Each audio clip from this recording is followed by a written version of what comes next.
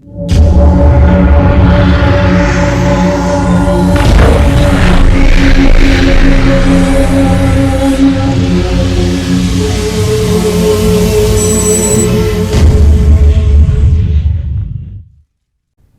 வணக்கம்.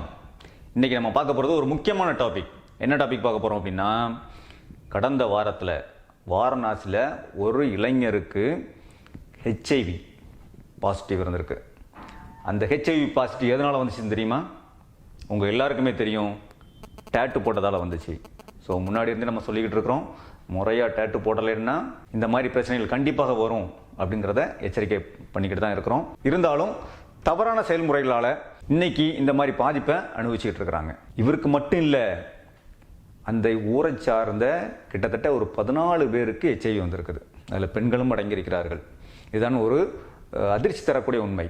இந்தியாவில் மட்டும் 24 லட்சம் பேர் இந்த ஹெச்ஐவி நோயால் பாதிக்கப்பட்டிருக்காங்க. ஹெச்ஐவி நோய் எப்படிப்பட்டதுன்னு உங்களுக்கு நல்லாவே தெரியும். இதற்கு இன்னும் முறையான மருந்து இல்லை. அப்படிப்பட்டிருக்கிற சூழ்நிலையில் நமக்கு ஒரு ஹெச்ஐவி வந்துருச்சு அப்படின்னா அது எப்படி இருக்குன்னு யோசிச்சு பாருங்க. இத்தனைக்கும் அந்த இளைஞர் கதறாரு, நான் உடல் உறவு கொண்டதில்லை, இரத்தம் யாருக்கும் கொடுத்ததில்லை, ஆனால் எப்படி எனக்கு ஹெச்ஐவி வந்தது என்று. எவ்வளோ பெரிய விஷயம் பாருங்க, எவ்வளோ வேதனையான விஷயம் பாருங்க. மருத்துவர்கள் ஆராய்ச்சி பண்ணுறாங்க, கடைசியில் கண்டுபிடிக்கிறாங்க. அவர் ரீசெண்டாக என்ன செஞ்சிருக்கிறாரு, ஒரு டேட்டு போட்டிருக்கிறார். ஸோ அந்த டேட்டு போட்டதுனால தான் இந்த ஹெச்ஐவி வந்திருக்குது அப்படிங்கிறத கன்ஃபர்மேஷன் பண்ணுறாங்க. அது மட்டும் இல்லாமல் சுற்றி இருக்கக்கூடிய அந்த கிராமத்தை சேர்ந்த 14 பேருக்கு, அதுவும் பல பெண்களுக்கும் அடங்கியிருக்கிறாங்க, 14 பேருக்கு ஹெச்ஐவி பாசிட்டிவ். ஒரு அதிர்ச்சி தரக்கூடிய ஒரு உண்மையான ஒரு விஷயம் இல்லையா? ஆனால் அங்கே மட்டும்தான் நடக்குதா? இல்லை, நம்மை சுற்றி பல இடங்களில் இது நடந்துக்கிட்டு இருக்கு இந்த மாதிரியான சூழ்நிலை. ஆனால் யாருக்கும் தெரிவதில்லை என்பதுதான் உண்மை. மருத்துவத்துறை ஒரு சூப்பரான ஒரு ரிப்போர்ட் ஒன்று கொடுத்துருக்காங்க. என்ன அப்படின்னு கேட்டிங்கன்னா, டேட்டை பாதுகாப்பாக போடுங்க. ஸோ டேட்டு பாதுகாப்பாக போடுறதுக்கு என்ன பண்ணுங்க அப்படின்னா, முறையாக தனித்தனி ஊசிகளை பயன்படுத்த சொல்லுங்கள், அதாவது புது ஊசிகளை பயன்படுத்த சொல்லுங்கன்னு சொல்லிட்டு ஒரு ரிப்போர்ட் கொடுத்துருக்குது. ஊசியை மட்டும் மாற்றினா ஹெச்ஐவிலேருந்து நம்ம பாதுகாக்க முடியாது. சில விஷயங்களை டேட்டு ஆர்டிஸ்ட் கடைபிடித்தால் மட்டும்தான் ஹெச்ஐவி மட்டுமல்ல எந்த ஒரு தொற்று நோயிலுமிருந்தும் உங்களை காப்பாற்றிக் கொள்ள முடியும். அப்படின்னா என்ன மாதிரியான விஷயங்களை டேட்டு ஆர்டிஸ்ட் கடைப்பிடிக்கணும்? இப்போ நீங்கள் டேட்டு போட போகிறீங்க. ஸோ உங்களுடைய டேட்டு ஆர்டிஸ்ட் என்னெல்லாம் கடைப்பிடிக்கணும் அப்படிங்கிற டீட்டெயில்ஸை இப்போ நான் சொல்கிறேன். விவரமாக கேட்டுக்கோங்க. இது ரொம்ப ரொம்ப முக்கியம். உங்கள் லைஃப்பில் நீங்கள் டேட்டு போடுறதுக்கு முன்னாடி கண்டிப்பாக இதை பார்க்கணும். அதுக்கு முன்னாடி உங்கள் வாழ்க்கையில் டேட்டு அப்படிங்கிற ஒரு விஷயத்தை உங்களுடைய உடலின் ஒரு பகுதியில் அடிக்கணும்னு முடிவு பண்ணிட்டீங்கன்னா, ஒரு நல்ல விஷயம் தெரிஞ்சுக்கோங்க. வாழ்க்கையில் முத போட போகிறீங்க, அதே சமயத்தில் ஒரு தடவை தான் போட போகிறீங்க. அப்படி தானே? நீங்கள் அதே இடத்துல 2-3 தடவை போட போகிறீங்களா? இல்லை. ஸோ அது உங்களுக்கு டார்க்காக வேணும் அப்படின்னா செகண்ட் கோட் பண்ணுவீங்க, அது வேறு விஷயம். ஓகே. ஆனால் ஒரு டைம் தான் நம்ம டேட்டு போட போகிறோம். ஸோ அந்த டேட்டு போடுறதுக்கு முன்னாடி ஒரு தடவைக்கு 100 தடவை ஆழமாக யோசித்து சிந்திச்சு நிதானமாக போடுங்க. நிறைய பேர் அவசரமாக ஏதோ ஒன்று செஞ்சுட்டு கடைசி நேரத்தில் திரும்ப அதை சேஞ்ச் பண்ணணும், மாற்றணும் அப்படிங்கிற நிறைய விஷயங்களை வராங்க. ஓகே. முக்கியமான விஷயம் என்ன அப்படின்னு கேட்டிங்கன்னா, இந்த டேட்டுவை ஒரு டைம் போடும்போது அதை எப்படி சேஃபாக போடுறது, எப்படி குவாலிட்டியாக போடுறது அப்படிங்கிறத பல தடவை யோசிங்க. இப்போ இருக்கிற சூழ்நிலையில் நம்ம ஒரு நாளைக்கு 2000 ரூபா சர்வசாதாரணமாக செலவு பண்ணுறோம். ஒரு சின்ன பார்ட்டியாக இருக்கட்டும், ஒரு ரெஸ்டாரண்ட்டில் போய் சாப்பிட்றதா இருக்கட்டும், ஃப்ரெண்ட்ஸுகளோட போய் சாப்பிட்றதா இருக்கட்டும், இல்லை குடும்பத்தோடு போய் சாப்பிட்றதா இருக்கட்டும், கிட்டத்தட்ட ஒரு 2000 ரூபாய்க்கு மேலே செலவு பண்ணுறோம். ஆனால் டேட்டு போடும்போது மட்டும் ஒரு எழுத்துக்கு 10 ரூபா கொடுத்தா போதும் அப்படின்னு நம்ம திங்க் பண்ணுறோம். இந்த டேட்டு உங்களுடைய உடம்புல உங்களுடைய வாழ்நாள் முழுதும் இருக்க போகுது. அப்படி தானே? கடைசி வரைக்கும் இருக்க போகுது. என்ன கேட்டால், இறந்த பின்பும் இந்த டேட்டு உங்களுடைய உடலில் இருக்கும். அப்படிப்பட்ட அந்த டேட்டுவை மிக தெளிவாக செய்யுங்கள். முதல்ல அந்த டேட்டு யார்கிட்ட போடணும் அப்படிங்கிறத முதல்ல முடிவு பண்ணுங்க. சும்மா ஏதோ தெருவில் போயிட்டு இருக்கும்போது போட்டாவோ, ஏதோ ஒரு பேனர் வச்சுருப்பாங்க, பார்க்க அழகாக இருக்குது அப்படின்னு நினச்சிக்கிட்டு நீங்கள் போய் அந்த இடத்துல போய் நீங்கள் டேட்டு போட்டாலோ இது உங்களுக்கு ஆபத்தை விளைவிக்கும். சரியா? அட்வர்டைஸ்மெண்ட்ஸ்லாம் பக்காவாக இருக்கும், ஆனால் உள்ளே இருக்கிற ஆர்டிஸ்ட் லோயஸ்ட் ஆர்டிஸ்டாக இருப்பார். ரைட் தானா? ஸோ அதை கன்ஃபார்ம் பண்ணுங்கள். முக்கியமாக திருவிழா காலகட்டங்களில் நடக்கக்கூடிய டேட்டு அப்படிங்கிற பேனரை வச்சுக்கிட்டு பச்சை குத்திக்கிட்டு இருக்கக்கூடிய எந்த ஒரு நபர்கிட்டையும் டேட்டு போடாதீங்க. ரொம்ப முக்கியமான விஷயம். சரியா? இன்னொன்று, வெளியில் உட்காந்து டேட்டு போடுறாங்க பார்த்தீங்களா? ஸோ அந்த ஆள்கிட்டையும் பண்ணாதீங்க, இன்ஃபெக்ஷன் ஆகும். ரொம்ப ரொம்ப முக்கியம். ஓகே. ஒரு ப்ராப்பராக ஒரு ஷாப் இருக்கும். ஸோ அதில் இருக்கிறவர்கிட்ட தான் நீங்கள் என்ன பண்ணணும். ரைட். நெக்ஸ்ட்டு, இந்த ஆர்டிஸ்ட் எத்தனை வருஷம் எக்ஸ்பீரியன்ஸில் இருக்காரு, அவருடைய ஒர்க் என்ன, எப்படிப்பட்ட ஒர்க் அவர் பார்க்குறாரு அப்படிங்கிற எல்லா டீட்டெயில்ஸுமே விவரம் தெரிஞ்சுக்கோங்க. தெரிஞ்சுக்கிட்டு இந்த டாட்டூ ஆர்டிஸ்ட்டை கன்ஃபார்ம் பண்ணுங்கள். ரைட். புதுசாக இப்போ தான் பழகிட்டு இருக்காருன்னா முடிஞ்ச அளவு கொஞ்சம் அவாய்ட் பண்ணுங்கள். ஓகே, பழகிறவங்களுக்கு நான் கோஆப்ரேட் பண்ண சொல்லலை. ஸோ அவங்க பழகிறதுக்கு நிறைய கான்செப்ட் இருக்குது. ஸோ அந்த கான்செப்ட் வழியாக அவங்க பழகுவாங்க. பட் நீங்கள் என்ன பண்ணுங்க அப்படின்னா, எடுத்த உடனே உங்களுடைய ஸ்கின்னை கொண்டு கொடுக்காதீங்க. ஏன்னா ஸ்கின்னு ஒரு தடவை போனால் திரும்ப கிடைக்காது. சரியா? அடுத்தது உள்ளே போயிட்டீங்க. இந்த பெஸ்ட் டாட்டூ ஆர்டிஸ்ட்ன்றது கன்ஃபார்ம் பண்ணிக்கிட்டேன். உள்ளே போயிட்டீங்க, நல்ல விஷயம். அவர் ஒரு ப்ரைஸ் சொல்லுவார். இப்போ இருக்கிற சூழ்நிலையில் உங்களுக்கு அது கண்டிப்பாக வந்து அதிகமாக தெரியலாம்.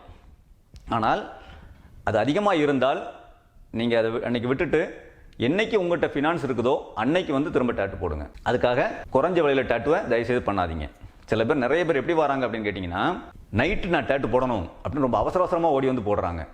நாளை காலையில் எனக்கு தெரியணும், என்னுடைய நண்பர்களுக்கு நான் காட்டணும் அப்படின்னு சொல்லிட்டு அவசர அவசரமாக டேட்டு போடுறாங்க. தயவுசெய்து பண்ணாதீங்க. இது ரொம்ப சிக்கலை ஏற்படுத்தும். அடுத்து டேட்டு ஆர்டிஸ்ட் அவருடைய வேலையை செய்வதற்கு முன்பு நீங்கள் என்னெல்லாம் அதை கவனிக்கணும் அப்படிங்கிறத விவரத்தை இப்போ சொல்கிறேன், கவனமாக கேட்டுக்கோங்க. முதல் விஷயம், எல்லாரும் சொல்கிற மாதிரி நீடில். இப்போ நான் வந்து ஒரு ட்ரெடிஷ்னல் நீடில் காட்டுறேன். பேக்கிங் பிரிக்காமல் இருக்கான்னு செக் பண்ணுங்கள். அடுத்து கவனிக்க வேண்டியது என்ன அப்படின்னு கேட்டிங்கன்னா, இதில் இருக்கக்கூடிய எக்ஸ்பிரி டேட் சரியாக இருக்கான்னு பாருங்கள். ஆனால் இந்த நீடிலை மட்டும் மாற்றினா போதுமா? நிச்சயமாக இல்லை. என்னெல்லாம் கவனிக்கணும் அப்படிங்கிறத கவனமாக பாருங்கள். அடுத்தது இங்க். அவர் ஒரு பிராண்டட் இங்கை யூஸ் பண்ணுறாரா அப்படின்னு செக் பண்ணுங்கள். ஸோ முக்கியமான விஷயம் இங்கே பாருங்கள், இதில் இந்த டீட்டெயில்ஸாக இருக்கும். இது அமெரிக்கன் பிராண்டட் இங்க், இது வேகன் இங்கு. ஸோ பிராண்டட் இங்கு. ஸோ குவாலிட்டியான இங்கு ரொம்பவே காஸ்ட்லியாக இருக்கும். ஸோ இந்த குவாலிட்டியான இங்கை பயன்படுத்துகிறாரா அப்படின்னு செக் பண்ணுங்கள். ரொம்ப ரொம்ப முக்கியமான ஒரு விஷயம். அடுத்த விஷயம் டிப்பு. இதுதான் நீடில். இந்த நீடில நம்ம இன்சர்ட் பண்ணுறதுக்காக, அதாவது இங்கை வந்து கலெக்ட் பண்ணி வச்சிருக்கிறதுக்காக ஒரு டிப் ஒன்று பயன்படுத்துவார். ஓகே. ஸோ இந்த டிப்பு பேக்கிங்கில் இருக்கான்னு செக் பண்ணுங்கள். ஓகே, ஃபுல் பேக்கிங்கில் இருக்கான்னு செக் பண்ணுங்கள். அதுலேயுமே எக்ஸ்பிரி டேட் உண்டு, அதையும் செக் பண்ணி பார்த்துக்க சொல்லுங்கள். எக்ஸ்பிரி டேட் உண்டு. ஏன் இந்த டிப்பை நம்ம பார்க்கணும் அப்படின்னா, இந்த இதுதான் டிப்பு, ஓப்பன் பண்ண கண்டிஷனில் வச்சிருக்கிறேன். ஸோ இந்த டிப்பு உள்ள இன்சர்ட் பண்ணீங்க அப்படின்னா இந்த நீடிலானது இந்த இடத்துல போய் நிற்கும். ஓகே. ஸோ இங்கே கலெக்ட் பண்ணுறது இந்த இடம் தான். ஸோ இந்த இடத்துல இந்த என்ன செய்யும், நிற்கும். இந்த டிப்பை வாஷ் பண்ணி பயன்படுத்திடலாம். ஓகே. இதனாலேயும் ஹெச்ஐவி வரும். அதனால் இந்த டிப்பை சரியாக பயன்படுத்துகிறாரா, புது டிப்பு யூஸ் பண்ணுறாரா அப்படிங்கிறத கரெக்டாக செக் பண்ணுங்கள். அடுத்தது இங்கே பாருங்க, இங்கு கப்பு. இதுதான் ரொம்ப முக்கியமான ஒரு விஷயம். இங்கு கப். இந்த இங்கு கப்பு ஃப்ரெஷ்ஷாக இருக்குதா அப்படின்னு செக் பண்ணணும். இதில் தான் இந்த இங்கை அவர் ஊற்றி வைப்பார்.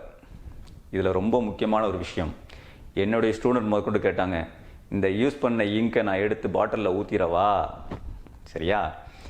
இங்கே தான் மிகப்பெரிய தப்பு நடக்கு. ஏன்னா இங்கும் அதிகபட்சமான காஸ்ட்லியான ஒரு பொருள் இங்கே இருக்கிற இங்கு, டேட்டூ இங்கு. அப்படிங்கும்போது என்ன செய்கிறாங்க, நிறைய ஆர்டிஸ்ட்டு இந்த இங்க் கப்பில் ஊற்றின இங்கை அப்படியே தூக்கி வச்சுட்டு என்ன பண்ணுறாங்க, அடுத்த ஆளுக்கு அப்படியே தூக்கி ஃபிக்ஸ் பண்ணிடுறாங்க. எந்த ஒரு டேட்டூ வரக்கூடிய எந்த ஒரு கஸ்டமரும் இதை பார்க்குறதே கிடையாது. இங்கு ஃப்ரெஷ்ஷாக ஊற்றுறாரா, இங்க் கப்பு கரெக்டாக ஃப்ரெஷ்ஷாக இருக்கா, இங்கே ஃப்ரெஷ்ஷாக ஊற்றுறாரான்னு செக் பண்ணணும். சரியா? அதுக்கு தான் நீங்கள் போக வேண்டிய இடம் எங்கன்னா ஒரு ப்ரொஃபஷனல் டேட்டூ ஆர்டிஸ்ட்டாக போகணும். ஸோ இந்த இங்கில் வேற ஒருத்தருக்கு யூஸ் பண்ண இங்கை இன்னொருத்தருக்கு யூஸ் பண்ணும்போது என்ன நடக்கும், ஹெச்ஐவி வந்துருமா? இந்த இங்கு இந்த டிப்லையும் இருக்குமா? அப்போ இந்த டிப்லையும் என்ன செய்யும், இந்த இங்கில் ஹெச்ஐவி லோடாக இருக்கும். அப்போது இந்த இங்க் கப்பையும் மாற்றணும், டிப்பையும் மாற்றணும். ஓகே. அடுத்தது கவனிக்க வேண்டியது என்னது, க்ளவுஸ். இந்த க்ளவுஸை அவர் ஒரு ஆர்டிஸ்ட்டுக்கும் அடுத்த ஆர்டிஸ்ட்டுக்கும் நடுவில் சேஞ்ச் பண்ணுறாரா அப்படின்னு செக் பண்ணுங்கள்.